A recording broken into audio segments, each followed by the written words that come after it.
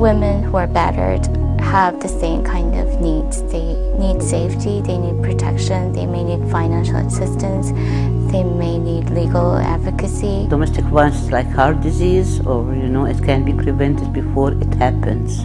We got involved in this issue as an organization simply because it was time. We all have to come together as one in order to fix this problem.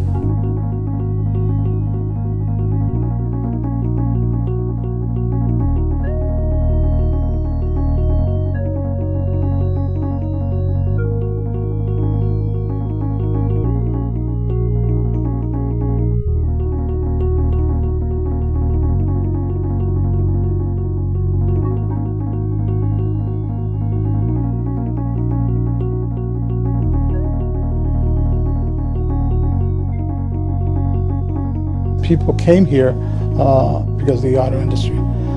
People worked in the factories. They either worked, in the auto industry and or in one of the feeder plants or in the steel industry when things were humming in Detroit. You can see Detroit's population grow tremendously in the first part of the 20th century. By 1950, Detroit reached its high point.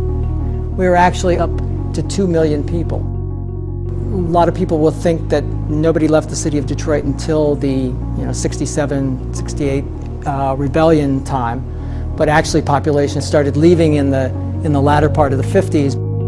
After World War II, the federal government made home loans, and they wouldn't make home loans in African American neighborhoods, and they wouldn't make home loans in cities very well, and they wouldn't make home loans to African Americans. And so a lot of this started to stir the development of the suburbs. People couldn't get loans in the city, so what did? They start moving into the suburbs and getting loans. Whites were leaving in large numbers. And then we started to build the highway system. With these expressways, you start to see the population leaving that core part of the city, and the suburban population continues to grow while the city of Detroit drops. And then it's gone down ever since. Detroit is a very diverse city, but we're very segregated. There's a lot of different people here, but we all congregate and live separately.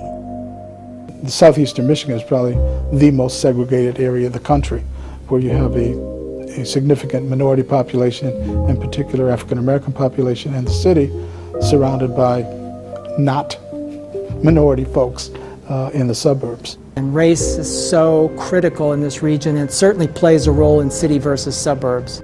Living in Detroit, you hear the 8 Mile divide. There's north and south of 8 Mile. If you're familiar with the wall up at near Wyoming and 8 Mile, that was a wall built by a developer because the federal government wouldn't give him money to develop a subdivision because there was an African American subdivision right next door.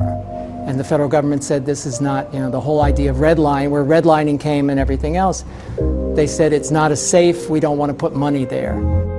In addition to the population started to go out, well, then the businesses started to go out. And what's happened is basically all the infrastructure kind of leaves those areas because there isn't the money, the businesses don't see opportunities, etc. And you start seeing that happening across the board. Folks that are familiar with